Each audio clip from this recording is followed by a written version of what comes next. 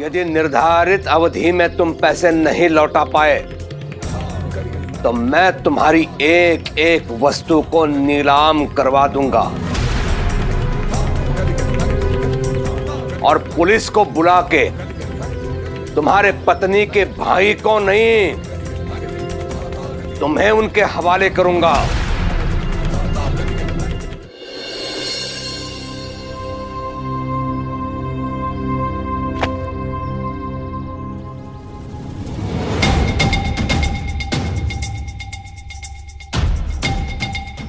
ये क्या है?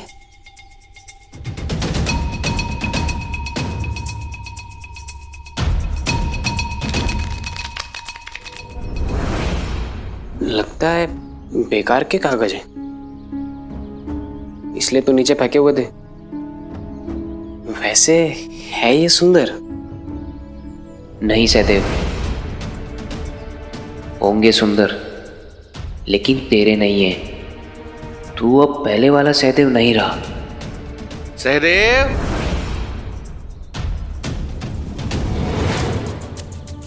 क्या कर रहे हो अंदर? और क्या चल रहा है यहाँ? जी वो क्या वो मैं हाँ? तुम्हें जो हिसाब किताब का काम दिया था वो पूरा हो गया? जी मुनीम जी, वही खाता बही का हिसाब रखने आया था। तो रख दिया ना? हाँ जी। तो यहाँ खड़े क्यों हो? चलो, जो काम बाकी है उसे पूरा करके घर चले जाना। जी।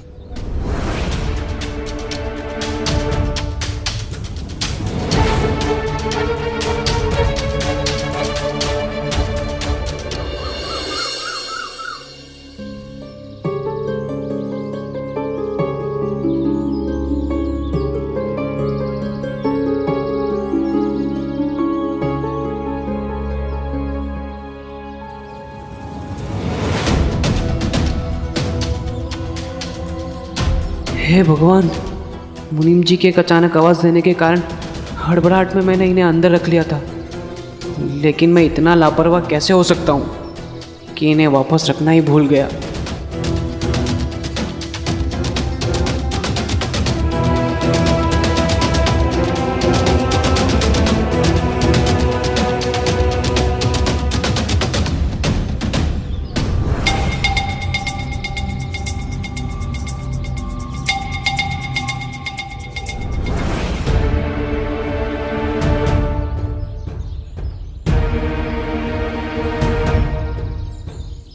सहदेव।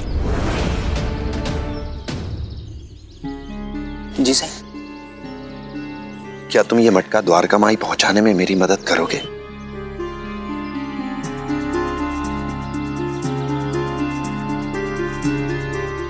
काम कैसा चल रहा है? जी अच्छा।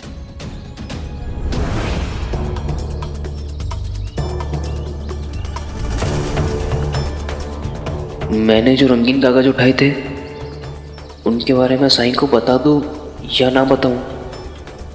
बता दिया तो कहीं उन्हें ये ना लगे कि मैं फिर से चोरी करने लगा हूं। लेकिन सबसे बड़ी बात तो ये है कि साईं को सब पता होता है। अगर मैंने कुछ गलत किया होता तो वो मुझसे सवाल ज़रूर पूछते हैं। मैं बेवजह ही परेशान हो रहा हूँ। कल कुलकर्णी सरकार के वाड़े जाऊँगा तो इन रंगीन कागज़ों को वापस रख दूँगा।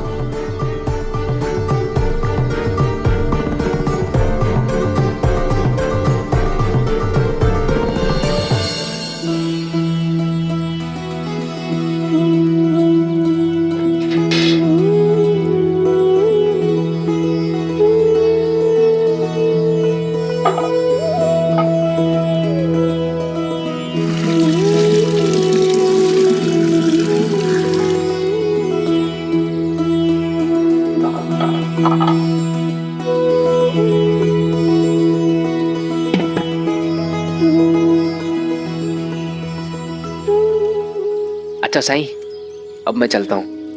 ताई मेरा इंतजार कर रही होगी। सहदेव। जी साईं। कभी कभी जिंदगी हमें अपनी गलतियों को सुधारने का,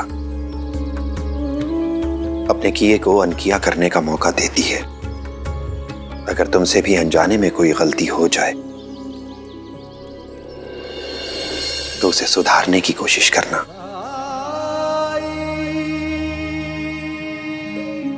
जी साईं।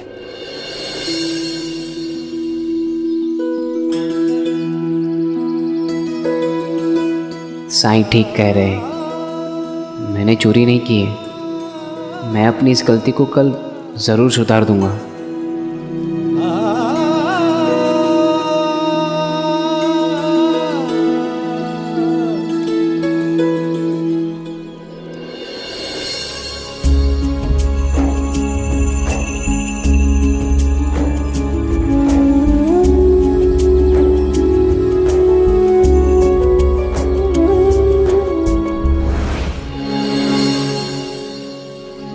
मामा जी, बड़े सही समय पर आए हैं आप।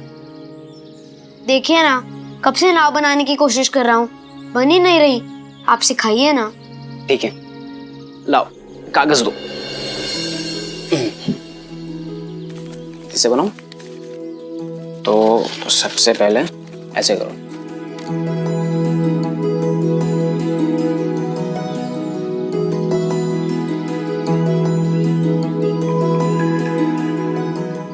अब इसे ऐसे खोलो और ये बन गई तुम्हारी नाव।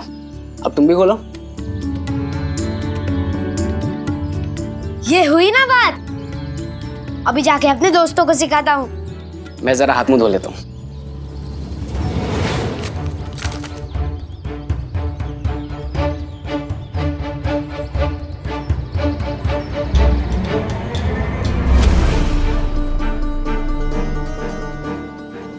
ये क्या है? ये कागज इतने सुंदर है, इनसे नाव कितनी सुंदर बनेगी।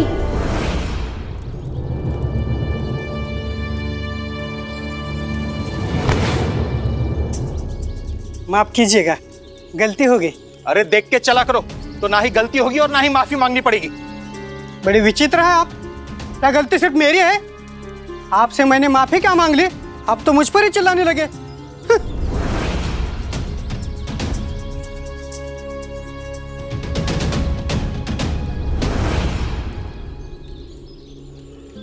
साईं, मुझे मदद चाहिए। सुना है आप लोगों की किस्मत बदलते हैं। कुछ ऐसा कीजिए कि मेरे आसपास के लोग मेरी तारीफ करें।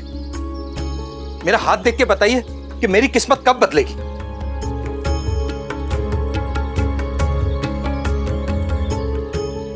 बैठिए और बताइए अपनी समस्या के बारे में।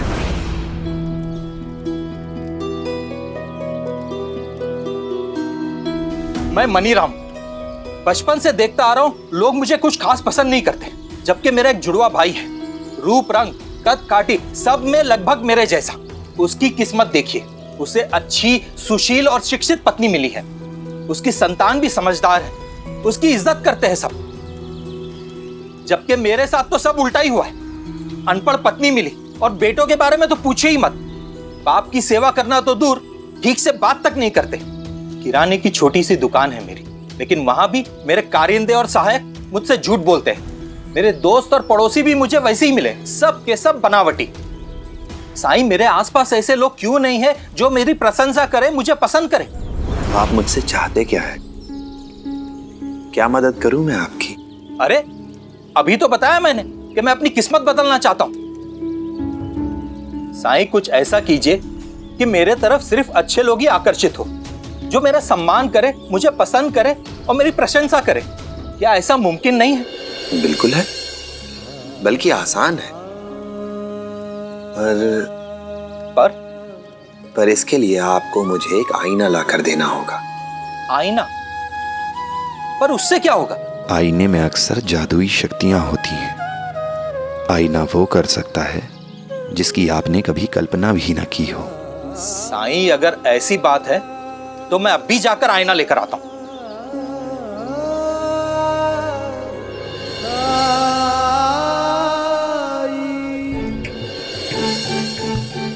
ये देखो, मेरे मामा जी ने मुझे सिखाया।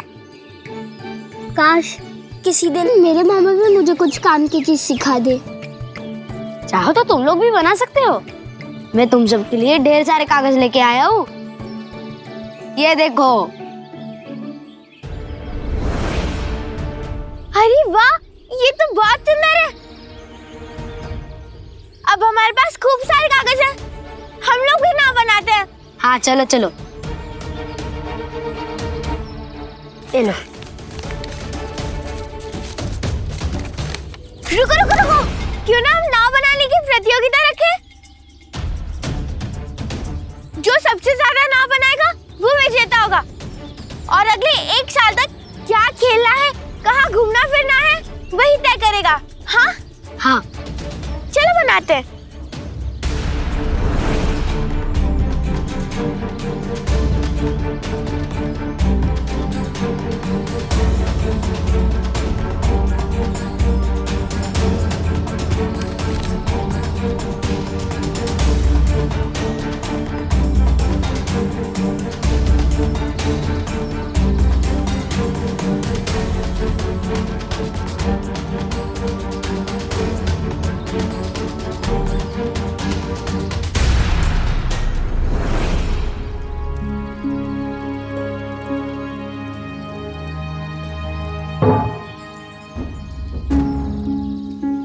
साईं, मैं ले आया।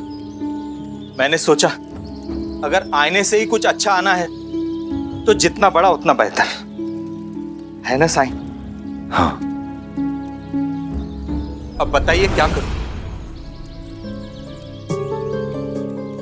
अब वहां से एक मोटी लकड़ी ले आओ।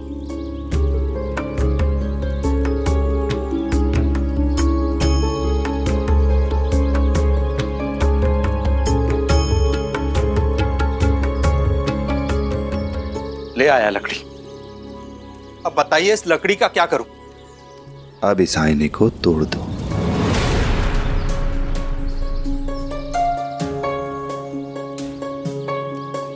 क्या आप चाहते हैं मैं ये शीशा तोड़ दूं? साईं, बड़े दूर से लाया हूं, बहुत भारी है और पता है आपको कितने पैसे खर्च किए, और आप चाहते हैं कि मैं इसे तोड़ दूं? आप चाहें तो आईने को सुरक्षित रख सकते हैं, पर मुझे लगा था कि आप भाग्य बदलना चाहते हैं। ठीक है साईं, अगर ऐसा करने से मेरी किस्मत बदलती है तो मैं ये आईना तोड़ता हूं।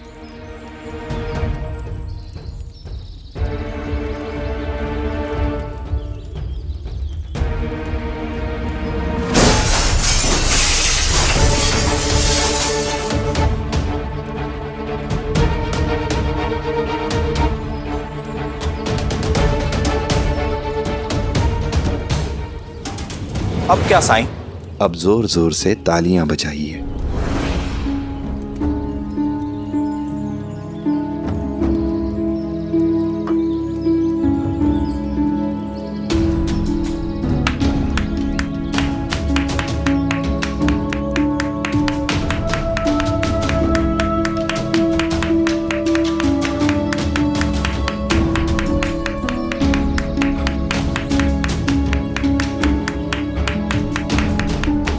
अब आप ऐसा कीजिए जैसे आप रो रहे हैं। साईं, क्या आपको यकीन है कि ऐसा करने से मुझे फायदा होगा?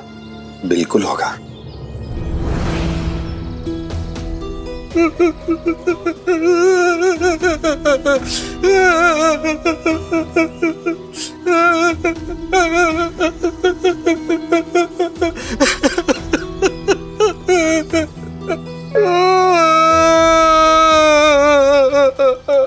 अब ऐसा कीजिए जैसे आप बहुत गुस्से में हैं। जोर से चीखिए, चिल्लाइए, कीजिए तो।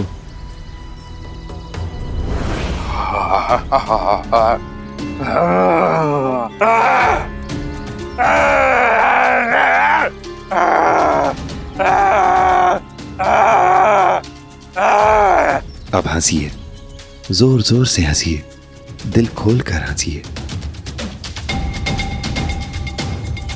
कहाँ फंस गया मैं?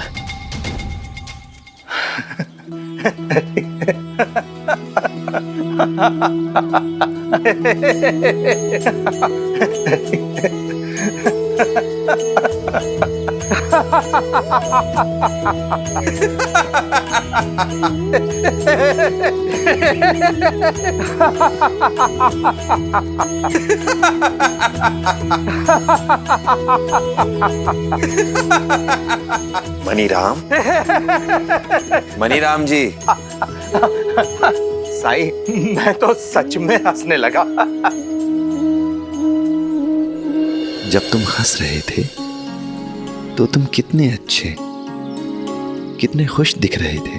हाँ साईं, हंसते हुए कौन खुश नहीं दिखेगा। जानते हैं, आप खुश इसलिए थे क्योंकि आपने हंसते हुए चेहरों को देखा। मतलब हंसते हुए चेहरों को देखकर आपको भी खुशी हुई। दूसरों के साथ जब हम कोई व्यवहार करते हैं तो बिल्कुल ऐसा ही होता है। हम बदले में वही पाते हैं जो हम देते हैं। जब आप पहली बार यहां आए थे तो रास्ते में एक इंसान से टकरा गए थे। जब तक आपकी उससे बात नहीं हुई तब तक वो आपके लिए अच्छा था और आप उसके लिए। लेकिन जैसे ही आपकी बात हुई वो चिढ़ गया और चला गया।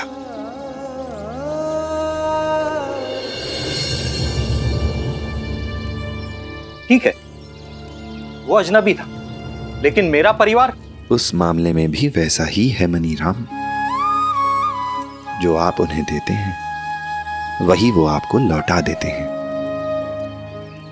आपने कहा कि आपके भाई की पत्नी शिक्षित है, सुंदर है, सुशील है। लेकिन क्या आप जानते हैं, खाना बनाना नहीं आता है उसे।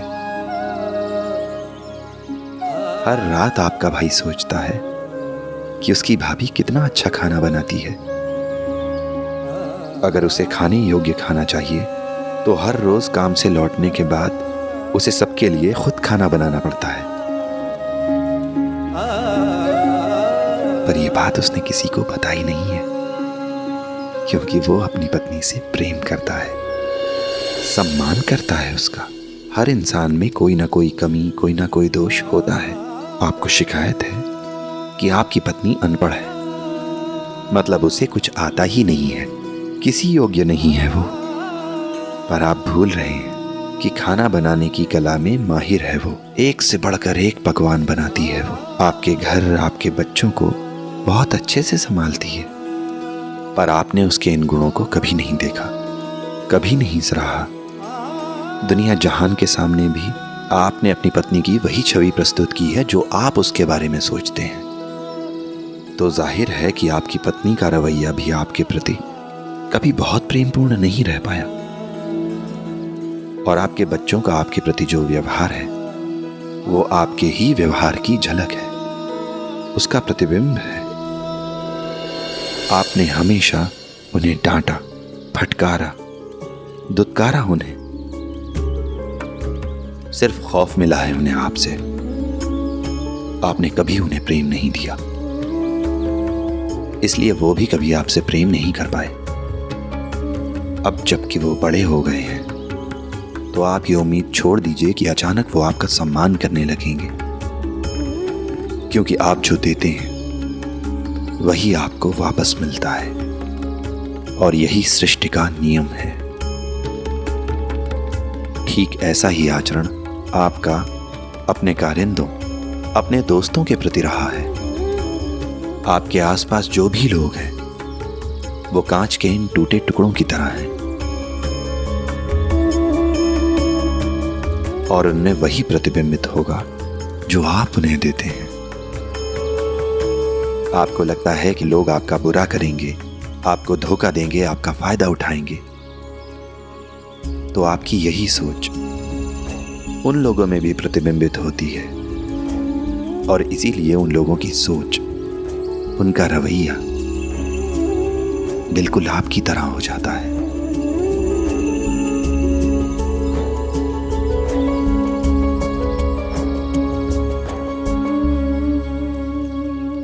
मतलब सारी गलती मेरी।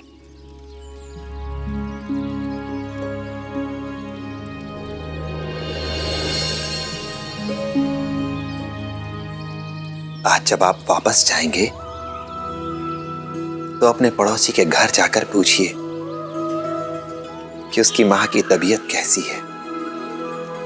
कल जब अपनी दुकान पर जाएंगे तो अपने सहायकों, अपने कारिंदों से पूछिए कि उन्होंने सुबह से कुछ खाया है या नहीं। जब आप ऐसा करेंगे तो शुरुआत में उन्हें आश्चर्य होगा। हो सकता है वो ये सोचें कि कुछ ना कुछ तो गड़बड़ है, क्योंकि अगर आपके साथ ऐसा होता तो आप भी ऐसा ही सोचते। पर आप अपने व्यवहार को ऐसा ही बनाए रखिए। हर दिन उनके साथ ऐसा ही व्यवहार कीजिए जब तक कि ये आपका स्वभाव ना बन जाए।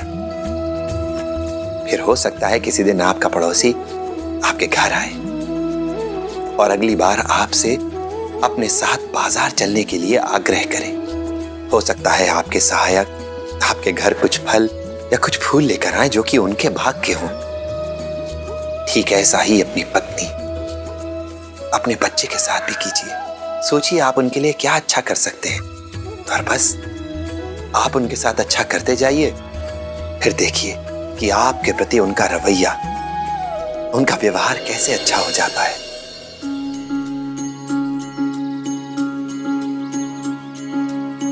जब जीवन में दुख का अंधियारा छाए, मन में सदा श्रद्धा की ज्योत जलाए, विश्वास मन का तुझको पार लगाए, भक्ति भावना श्रद्धा से जो शीश झुकाए। ओम साई ओम साई ओम साई ओम साई ओम साई ओम साई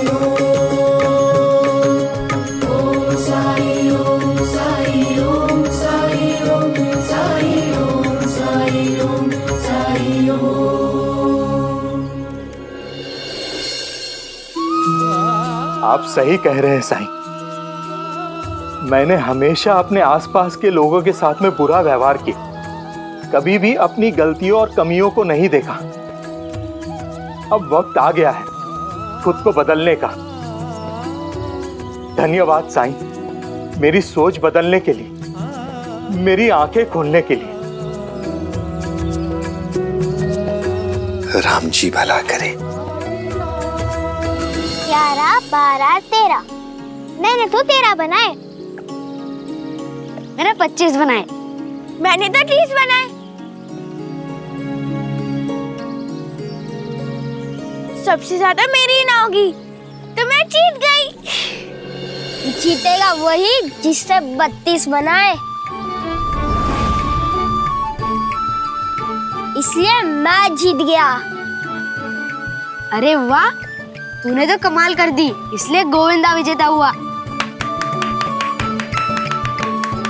हाँ हाँ ठीक है, तुम जीते। अब चलो भी और चलकर अपनी नाव को तालाब में चलाते हैं।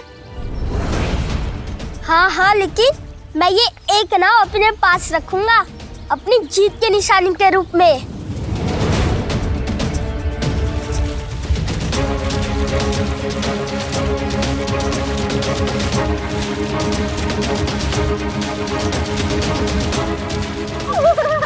अब मैं चला मामा जी को अपनी जीत की निशानी दिखाने के लिए। मुझसे अब और इंतजार नहीं होता।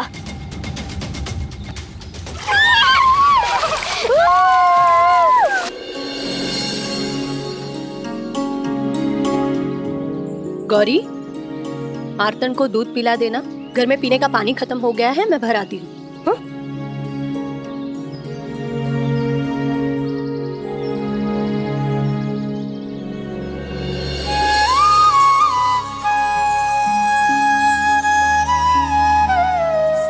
भिक्षाम दे।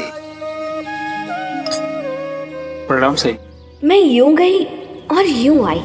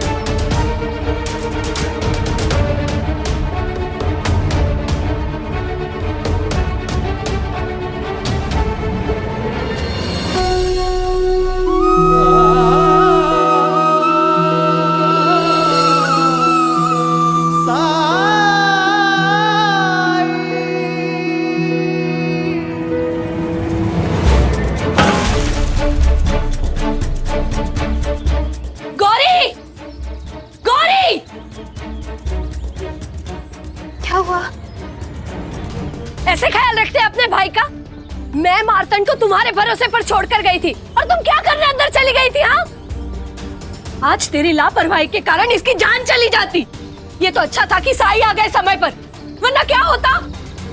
लेकिन आई, मैं तो हमेशा उसका ध्यान रखती हूँ। अच्छा, मतलब मैं झूठ बोल रही हूँ? एक तो लापरवाही करती है, ऊपर से अपनी आई से जबान लड़ाती है। हाँ, रुकिए, ये क्या कर रही हैं आप?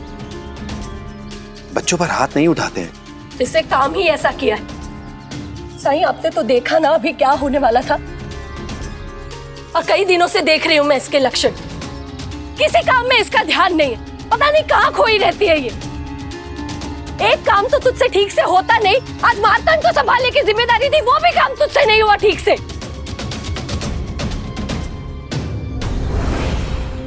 साईं, आज आप समय पर आ गए, नहीं तो मेरा मार्तंड भी इसकी लापरवाही की वजह से मेरे मलारे की तरह। शांत हो जाइए, शांत।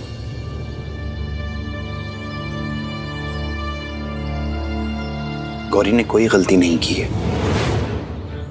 वो मार्तंड को बिस्तर पर ठीक से लिटाकर गई थी और उसे अंदाजा भी नहीं था कि ऐसा कुछ कर सकता है। फिर ये तो ऐसी गलती है जो किसी से भी हो सकती है, आपसे भी।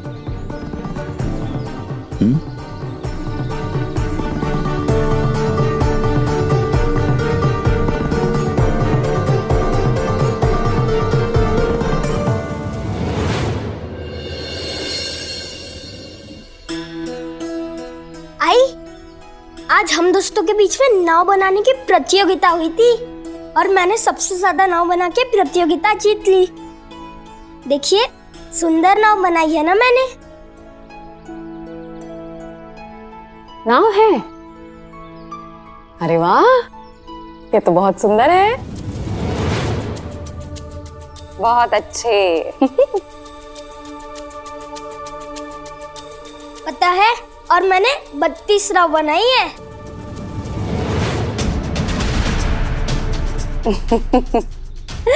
तो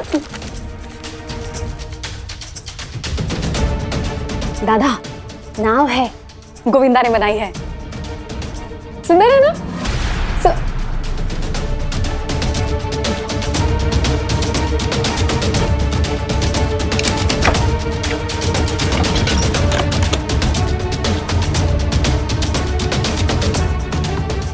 एक, दो, तीन, चार, पाँच, छह। एक गड्डी गायब है। आई, हम लोग ने वहाँ पे इतना मजा किया, इतना मजा किया। गोविंदा! दादा, और पैसे कहाँ हैं? पैसे? पैसे? हाँ। कैसे पैसे? मैंने तो कोई पैसे नहीं लिए मामा जी। बता, ये पैसे तुम्हें कहाँ से मिले? ये तो मुझे उद्धव ने दिए थे। उद्धव? कौन उद्धव? वो अध्यापक जी का बेटा। झूठ मत बोल गोविंदा। उस 2 कौड़ी के अध्यापक के पास ये पैसे कहाँ से आएंगे? तिजोरी में एक गड्डी कम है, तुमने ही चुराया है उसे। क्या मामा जी, आपको मेरे ऊपर विश्वास नहीं हो रहा? मैं सच कह रहा हूँ, मुझे उद्धव ने दिए थे और उद्धव को उसके सहदेव मामा ने। सहदेव पिता का जी, गजानन आपटे। गजानन आपटे, इसका अर्थ ये है कि तुम शिरडी के नहीं हो। जी सरकार, मैं अपने जीजा जी के यहाँ आया हूँ। उद्धव का मामा सहदेव है, तो इसका अर्थ ये है कि माधव सहदेव का हरिओम। इसका केवल एक ही अर्थ है, सहदेव ने जानबूझकर मुझसे अपने बहनोई की पहचान छुपाई।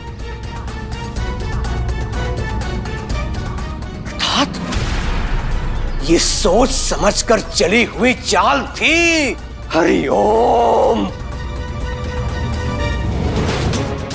अंता बंता, अभी के अभी सहदेव और माधव को यहां पे लेके आओ। जी सरकार।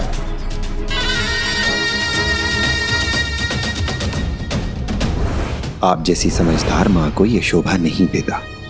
आप तो बच्चों से प्रेम करने वाली, उनकी देखभाल करने वाली माँ हैं। फिर आपने गौरी के साथ ऐसा व्यवहार क्यों किया? मार्तंड गौरी का भाई है, वो भी अपने भाई से उतना ही प्रेम करती है जितना आप अपने बेटे से। और मैं ये भी जानता हूं कि आप गौरी से भी उतना ही प्रेम करती हैं जितना अपनी बाकी संतानों से। फिर आज आपको क्या हो गया था? गौरी के साथ ऐसा व्यवहार क्यों किया आपने? साईं, आपसे तो कुछ भी छिपा नहीं है। आपके आशीर्वाद से मुझे मेरा मल्हारी मार्तंड के रूप में वापस मिल गया, लेकिन तब से मेरी नींद, मेरा चैन छिन गया है। रात को बार बार उठकर मैं ये देखती हूँ कि मार्तंड की सांसें तो चल रही है ना, कहीं उसके साथ भी वही तो नहीं हुआ जो मेरे मल्हारी के साथ हुआ था। दिन में ये सोचकर मेरे हाथ पैर ठंडे हो जाते हैं कि अगर मेरी लापरवाही के कारण मार्तंड को कुछ हो गया तो क्या होगा। मल्हारी के साथ जो भी हुआ उसकी दोषी मैं हूँ। मैं एक लापरवाह, गैर जिम्मेदार माँ हूँ, और इसीलिए मैं गौरी से मार्तंड को संभालने की अपेक्षा रखती हूँ। ये सोचती हूँ कि हम माँ बेटे मिलकर अगर उसका ख्याल रखेंगे, उसे संभालेंगे, तो उसके साथ कभी भी कुछ भी बुरा नहीं होगा। और इसीलिए आज जब गौरी को मार्तंड के प्रति लापरवाह होते देखा तो मैं अपना आपा खो बैठी।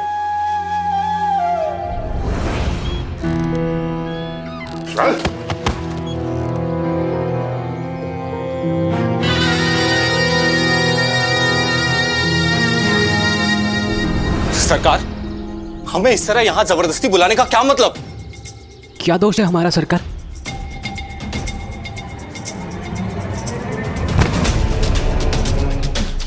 दोष? तुमने मुझसे छुपाया कि माधव तेरा जीजा है, मुझसे झूठ बोलकर नौकरी ले ली, काम शुरू करते ही चोरी भी शुरू कर दी, और मुझसे पूछता है तू दोष क्या है? सहदेव, तुमने यहां से भी कुछ चुराया है?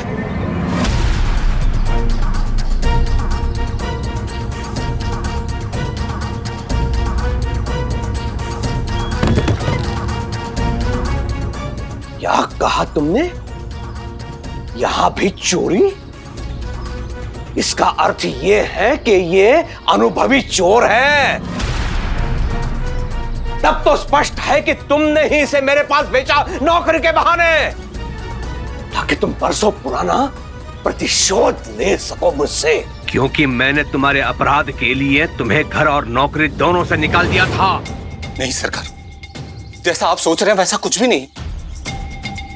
मुझे तो यह भी नहीं पता था कि ये यहां नौकरी करता है। सरकार, मैंने चोरी नहीं की, मैंने कुछ नहीं चुराया सरकार। झूठ बोल रहा है तू। तूने मेरे तिजोरी से 1000 रुपए चुराए हैं।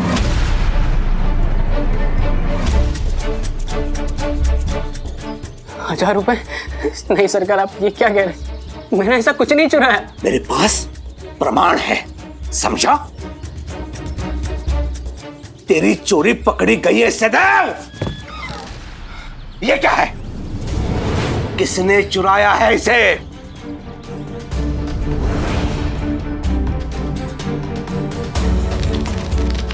सहदेव,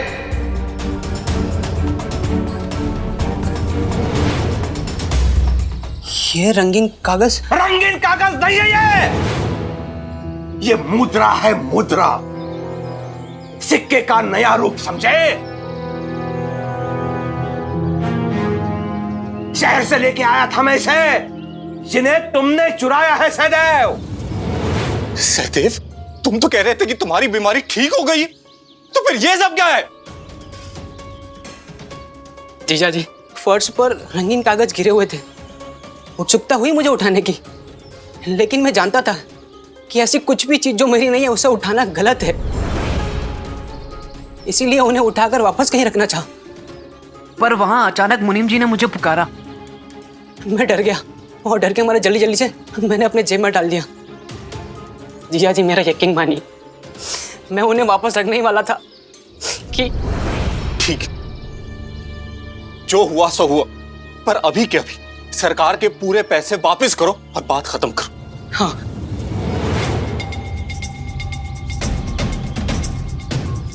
जिया जी, लगता है मैं घर भूल गया। मैं अभी लेके आता हूँ। कहाँ जा रहा है? घर घर कुछ नहीं है। तुम्हारे गंवार भांजे ने उन पैसों को गांव के बच्चों में बांट दिया और बच्चों ने नाव बनाकर तालाब में उन्हें डुबो दिया।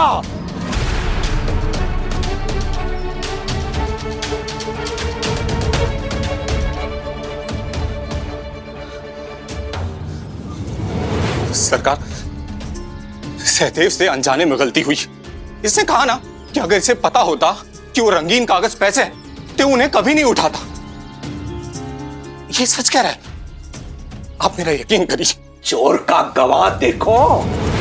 देख माधव, सहदेव ने पैसे चुराए हैं ये तो स्पष्ट हो गया।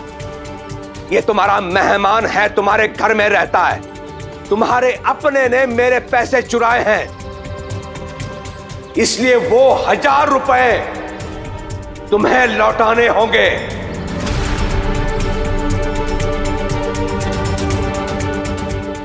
1000 रुपए? सरकार, मैं इतने पैसे कहां से लेकर आऊंगा? वो तुम्हारी समस्या है, मैं कुछ नहीं जानता। तुम्हें मेरे पैसे लौटाने हैं तो लौटाने हैं, और जो मेरे पैसे नहीं लौटाते उनके साथ मैं क्या करता हूं ये तू जानता है माधव।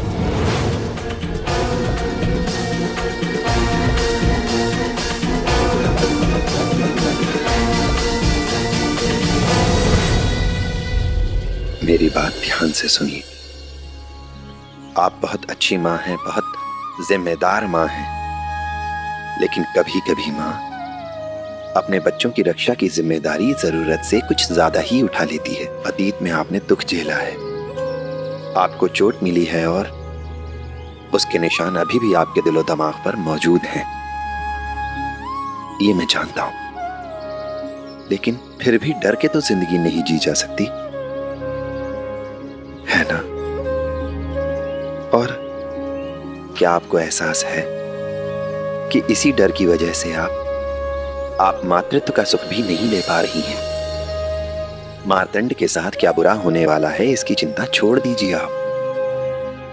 आप जानती हैं बच्चे बहुत जल्दी बड़े हो जाते हैं, इसलिए जो भी समय है अपने बच्चों के साथ हंसी खुशी से बिताइए। मार्तंड के साथ सब अच्छा ही होगा, ईश्वर का आशीर्वाद है वो। लेकिन चिंता तो होती है ना साईं, मार्तंड ही मेरा सब कुछ है, मेरा जीवन उसी से है, और बेटियां तो पराई होती है। गौरी कल को अपने ससुराल चली जाएगी, लेकिन अगर मार्तंड को कुछ हो गया तो मैं कैसे जीऊंगी? बच्चों की सुरक्षा को लेकर ज्यादा चिंतित रहने से मुश्किल पैदा हो सकती है बच्चों के लिए, क्योंकि बच्चे आप पर निर्भर हो जाएंगे। जीवन की कठिनाइयां, उतार चढ़ाव का सामना करने में उन्हें दिक्कत होगी, और मैं इतना तो विश्वास के साथ कह सकता हूं कि आप अपने बेटे के लिए ऐसा बिल्कुल नहीं चाहेंगी। एक बात और, जीवन में संतुलन होना बहुत जरूरी है, इसलिए परिवार में सबको बराबर समय दीजिए और अपने लिए भी समय निकालिए, क्योंकि ये भी इतना ही जरूरी है। फिर आप पाएंगी कि आप निश्चिंत होकर जी रही हैं। ये मार्तंड के लिए भी अच्छा होगा। जी साईं, मैं इन बातों का हमेशा ध्यान रखूंगी। राम जी भला करें।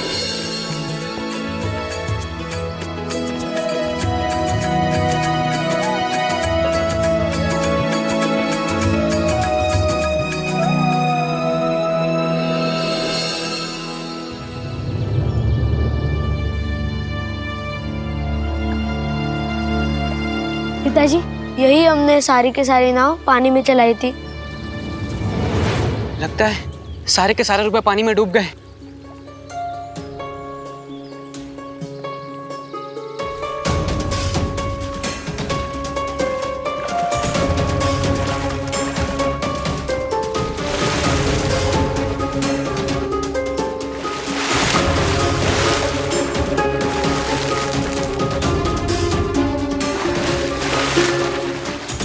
बाबा, मुझे माफ कर दीजिए।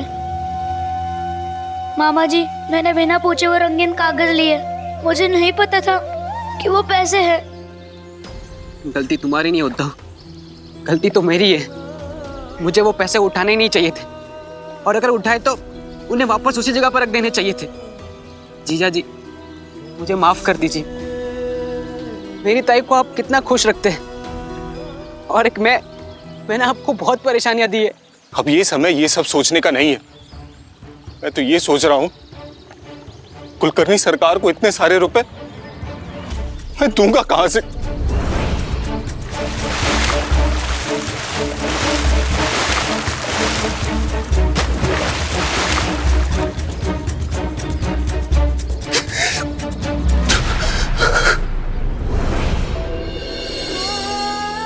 गौरी, बिना कुछ सोचे समझे मैंने तुझ पर हाथ उठाया, इसलिए मुझे माफ कर दो।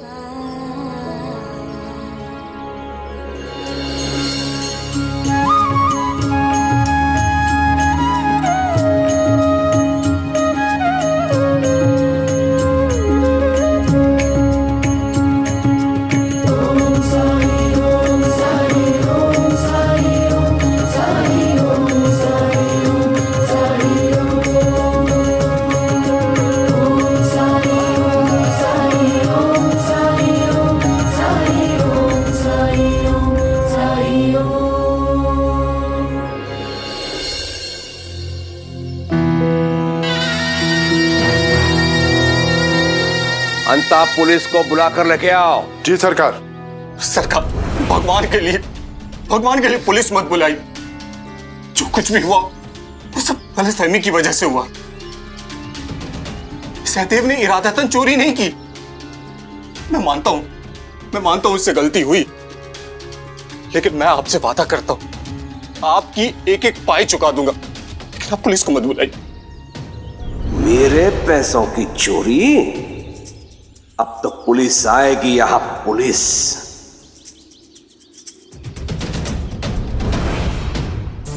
यदि पुलिस आ गई तो ये दोनों तो कारावास जाएंगे, लेकिन मुझे मेरे पैसे मिलने से रहे।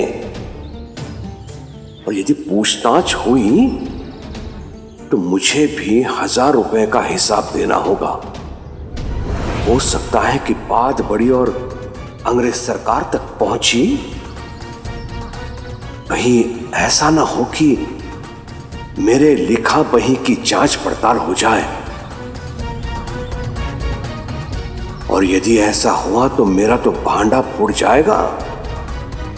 मेरे द्वारा वसूले गए अत्याधिक कर, अत्याधिक ब्याज का दर, कहीं ऐसा ना हो कि लेने की देने पड़ जाए। इनकी जगह मैं ही अंदर चला जाऊंगा।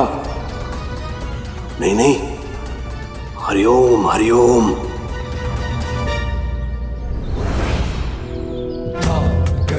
ठीक है, 3 दिन का समय देता हूं मैं तुम्हें। 3 दिन के अंदर तुम्हें मेरे पैसे लौटाने होंगे, और वो भी पूरे के पूरे।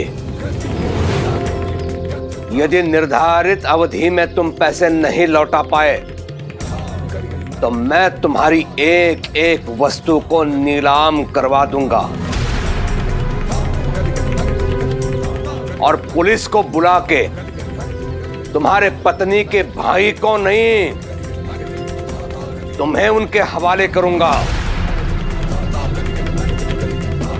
क्योंकि पैसे मेरे तिजोरी से तुम्हारे घर तक गए थे।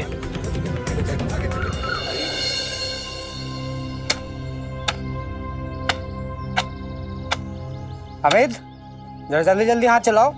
ये मोटी भी तैयार हो गई है, इसकी साफ सफाई कर देना। तब तक मैं सामान लेके आता हूँ बाजार से।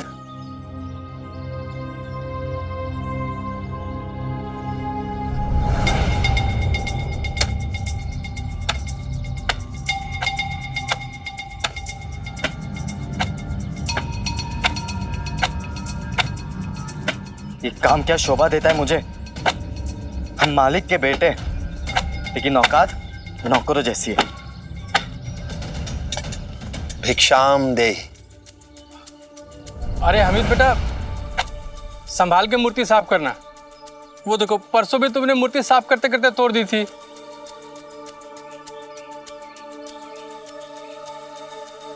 अब्बा, आपने मुझे समझ के क्या रखा है?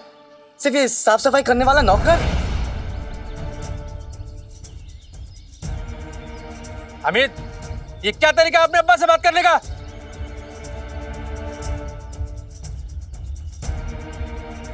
बहुत परेशान लग रहे हो अमित।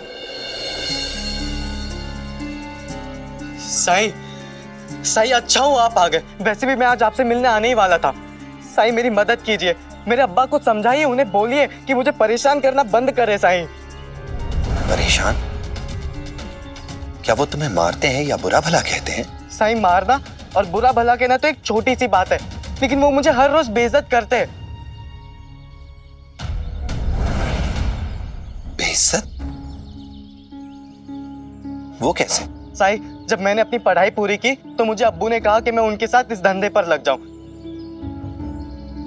अब्बू बनाते हैं मूर्तियां, अल्लाह के करम से चल रहा है हमारा धंधा और अच्छी खासी आमदनी भी आ जाती है। साई, और साई, मैंने अब्बू की बात मानी और मैं खुशी खुशी उनके साथ ये काम पर लग गया। साई, फिर मुझे समझ में आया कि अब्बू ने तो मुझे एकदम नीचे दर्जे का काम पकड़ा दिया था। हमीद, नीचे दर्जे का काम? हाँ, और नहीं तो क्या साई। अब आप ही बताइए, मैं एक लौती औलाद हूँ अपने अब्बा की, और कल जाके ये सारा धंधा मेरा होगा ना, मैं यहाँ का मालिक रहूंगा। तो आप बताइए कि एक मालिक हाथ में कपड़ा लेकर ये मूर्तियां साफ करेगा तो अच्छा लगेगा क्या साई? और मेरे अब्बू के नीचे जिंदगी भर काम करने वाले व्यक्ति का लड़का मुझसे कहता है कि ये सारी मूर्तियां साफ कर लो, जिसे आए हुए अभी सिर्फ 1 ही साल हुए, और मेरे अब्बू ने उसे मुझसे भी बड़ा ओहदा दे दिया है। तो मतलब मैं क्या जिंदगी भर उसके हुक्म को पूरा करता रहूं? साईं, इतना बेइज्जत तो मैं आज तक कभी नहीं हुआ। एक मजदूर के बेटे के नीचे काम करना क्या मुझे शोभा देता है? आप ही बताइए साईं, समझाइए ना अब्बा को। साईं, इसमें मेरी क्या गलती? मैं तो चाहता हूं कि मुझसे भी ज्यादा कामयाब हो, इसीलिए मैं इसे इस धंधे का छोटे से छोटा काम सिखाना चाहता हूं। अब्बू, लेकिन मैं वो सब तो देख देख के और सुन सुन के भी सीख जाऊंगा ना।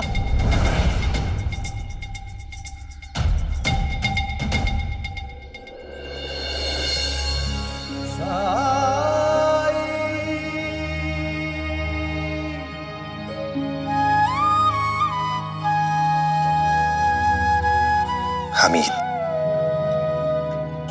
जब तक सोना आग में नहीं तपता अपने अस्तित्व को प्राप्त नहीं कर पाता है वो। जब तक हीरे को तराशा ना जाए कोई मोल नहीं उसका। यहां तक कि एक ही जगह पर खड़े रहने वाले ये वृक्ष, इन्हें भी धूप, बारिश, हवा, आंधी, तूफान, सर्दी, गर्मी सबका सामना करना पड़ता है। जो इसे सह जाता है वो मजबूत हो जाता है, तरक्की करता है वो, उसका तजुर्बा बढ़ता है। और जो नहीं सह पाता उसका अस्तित्व समाप्त हो जाता है, कुछ नहीं कर पाता वो। तुम्हारे अब्बा ने तुम्हें जो काम सौंपा है वो छोटा नहीं है, बहुत बड़ा है, क्योंकि उसका मकसद बहुत बड़ा है। इसके जरिए ये तुम्हें कई तरीके से तैयार कर रहे हैं। चाहते हैं कि इस काम से जुड़े हर पहलू को ठीक ढंग से समझ लो तुम। लेकिन इस सब की क्या जरूरत है साईं? कल को मुझे यहाँ का मालिक बनना ही है, तो नौकर तो रहेगी, वो कर लेंगे ना बाकी का काम। आओ मेरे साथ, बैठो।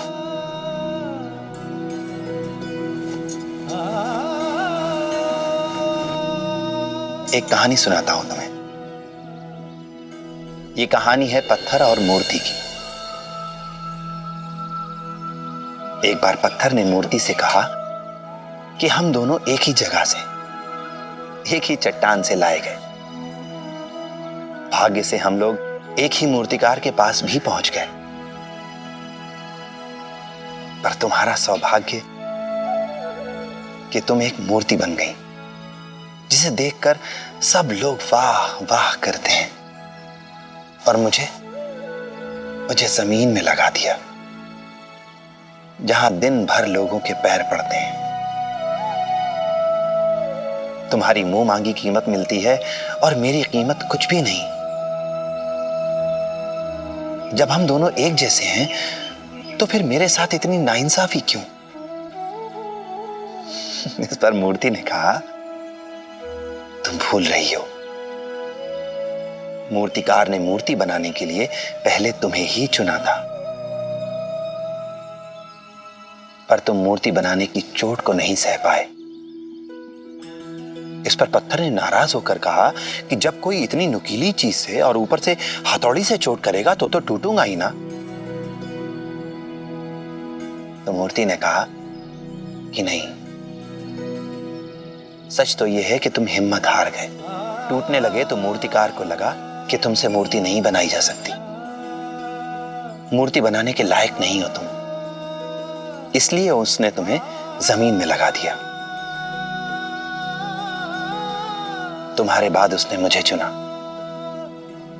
मैंने सारी तकलीफें उठाई, सारे कष्ट सहे, और अंत में यह रूप पाया।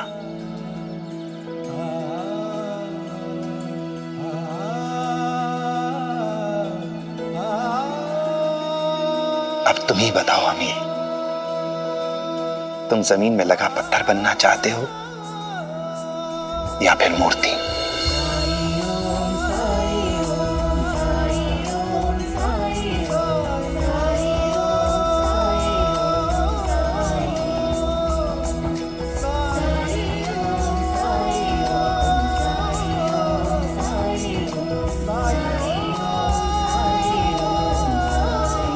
बताओ, मालिक को अगर अपने काम के हर पहलू की जानकारी ना हो, कभी भी सफल व्यापारी बन सकता है, सफल कारोबारी बन सकता है वो? नहीं। तुम्हारे अब्बा तुम्हें काम इसलिए सिखाना चाहते हैं क्योंकि इसके कई फायदे हैं। सबसे पहला, अगर काम में कभी कोई दिक्कत आएगी तो तुम समझ पाओगे कि इस दिक्कत की वजह क्या है और इसका हल, इसका समाधान कैसे किया जाए। दूसरा, तुम अपने साथ काम करने वाले हर व्यक्ति के योगदान को समझ पाओगे, उसकी अहमियत को समझोगे तुम्हें समझ में आएगा कि वो इंसान और उसका काम तुम्हारे लिए कितना महत्वपूर्ण है, वो व्यक्ति तुम्हारे लिए कितना महत्व रखता है। तीसरा फायदा, तुम्हें यह समझ में आना चाहिए कि कोई भी काम छोटा नहीं होता, ताकि अगर कभी समय आन पड़े तो तुम काम को पूरी समझदारी से, पूरी कामयाबी से, पूरे गर्व से कर सको। मेरी बात याद रखना हमीद, कोई भी इंसान सच्चा मालिक तभी हो सकता है जबकि वो कोई भी काम करने में संकोच ना करे, और ऐसा करके ही वो अपने लिए काम करने वाले लोगों की नजर में असली नायक बन सकता है।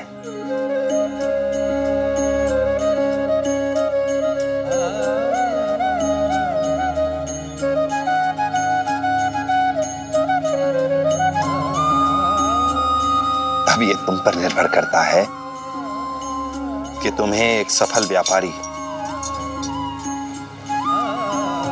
असली नायक बनना चाहते हो या नहीं।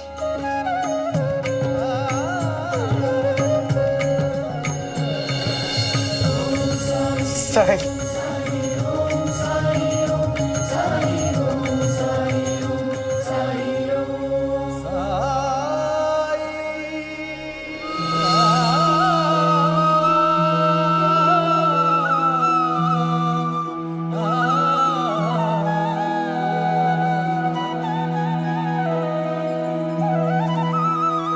मैं समझ गया साईं, मैं सब समझ गया।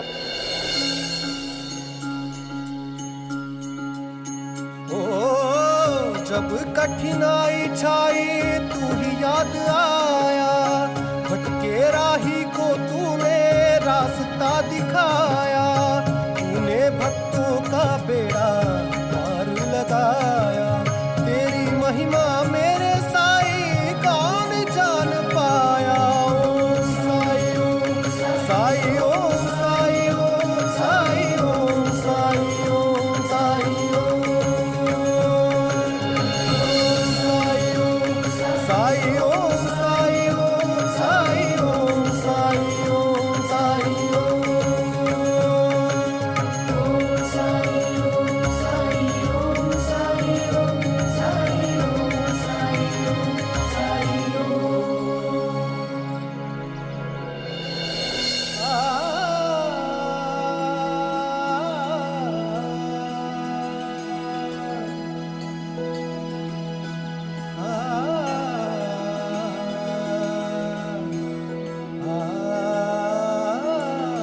अब्बू आप सही है, मुझे माफ कर दीजिए।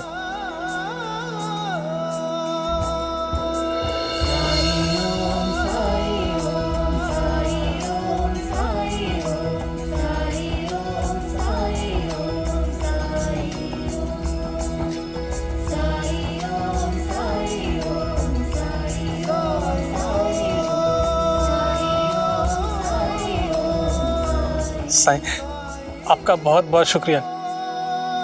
मैं हमीद को जो बात गुस्से और डांट फटकार के नहीं सिखा सका, आपने उसे प्यार से सिखा दिया। आप धन्य हैं साईं, आप धन्य हैं।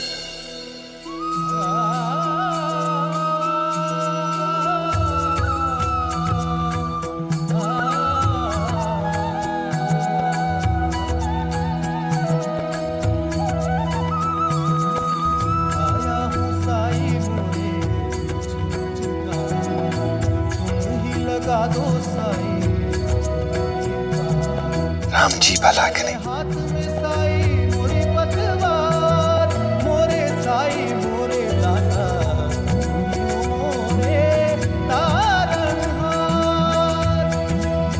परम ज्ञान का भर दे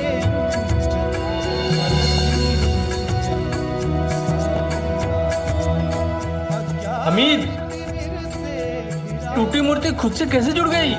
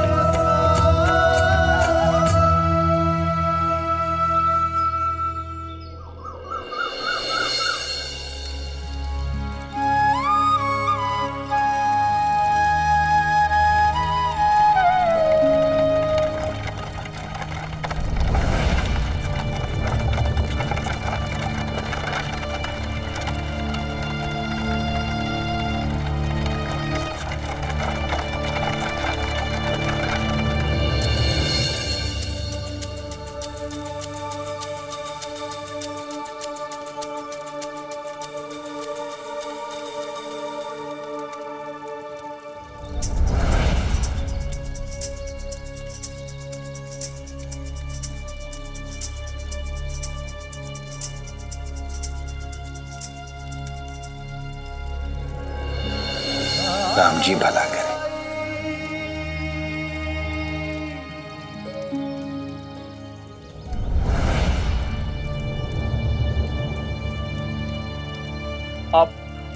आप सही है ना? जी कहिए। भगवान का शुक्र है कि आप मिल गए। बैठिए।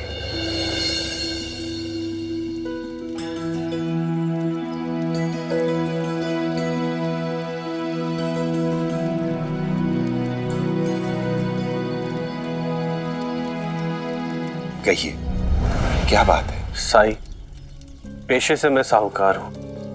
जेवरों की दुकान है मेरी कोपर गांव में। मैं नंद किशोर और ये मेरा बेटा भानु है और ये मेरी पत्नी। गांव में किसी ने बताया कि आप बीमारी को झट से ठीक कर देते हैं, इसलिए बड़ी आस से आपके पास आया था साईं।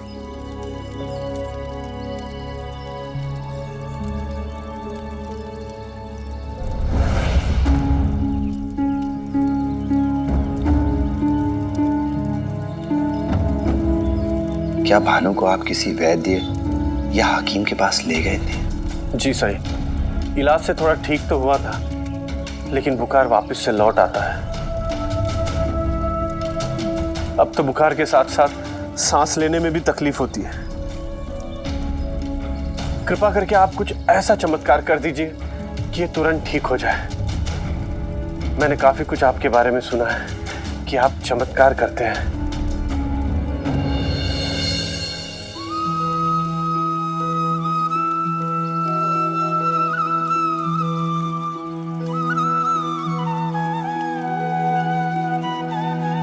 गहरी सांस लो भानु।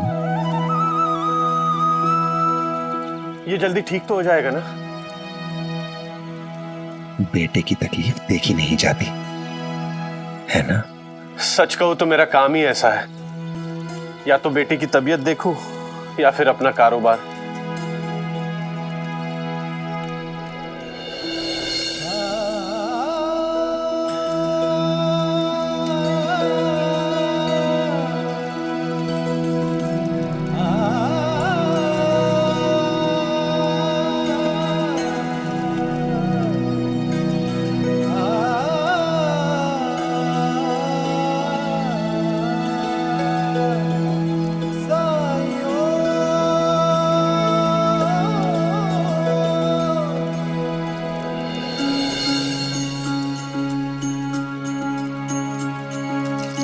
जब जीवन में दुख का अंधियारा छाए, मन में सदा श्रद्धा की ज्योत जलाए, विश्वास मन का तुझको पार लगाए, भक्ति भावना श्रद्धा से जो शीश झुकाए। ओम साई ओम साई ओम साई ओम साई ओम साई ओम साई ओम।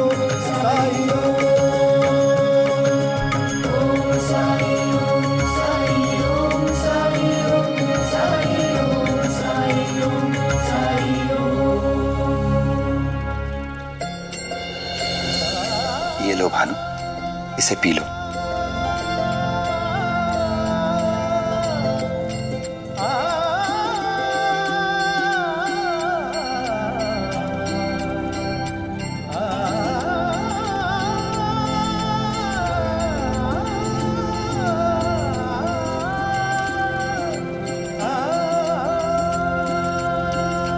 बाबा अब थोड़ा आराम लग रहा है।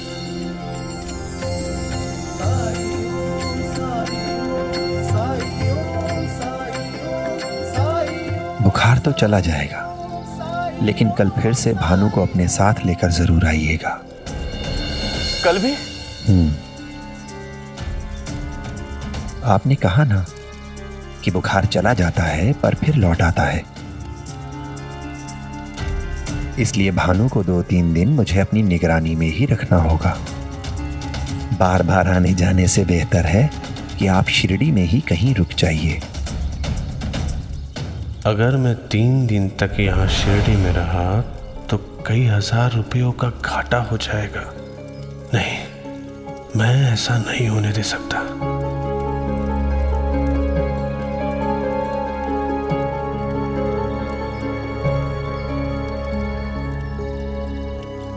ठीक है साईं, कल भानु को मैं अपनी पत्नी के साथ भेज देता हूँ। अगर आप चाहते हैं कि आपके बेटे की तबीयत ठीक हो जाए तो आपका इसके साथ रहना बहुत जरूरी है। इसलिए अगले 3 दिन दवा लेने आपको ही आना होगा।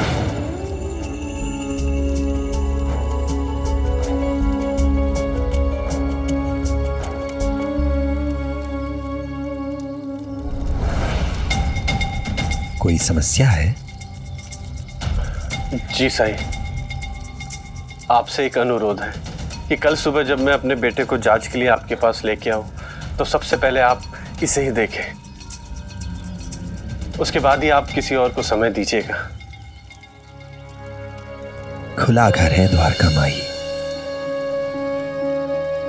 न मैं किसी को मिलने का समय देता हूं और न ही मेरा कोई तय समय है। जो जैसे आए वो वैसे मदद पाए। ठीक है साईं, मैं कल सुबह सुबह ही अपने बेटे को लेकर आऊंगा। राम जी भला करें।